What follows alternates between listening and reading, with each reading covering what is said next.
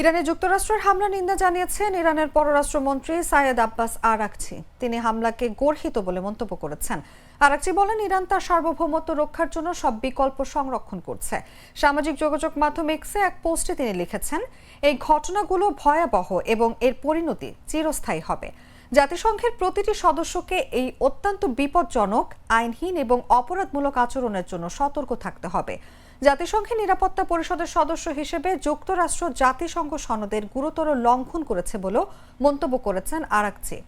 এর আগে মার্কিন প্রেসিডেন্ট ডোনাল্ড ট্রাম্প দাবি করেছেন যে ইরানের 3টি পারমাণবিক স্থাপনায় সফল হামলা শেষ করেছে যুক্তরাষ্ট্র। তার দাবি, এসব পারমাণবিক স্থাপনা ধ্বংস করে দেওয়া হয়েছে। একই সঙ্গে তিনি আরও হামলার হুমকি দিয়েছেন।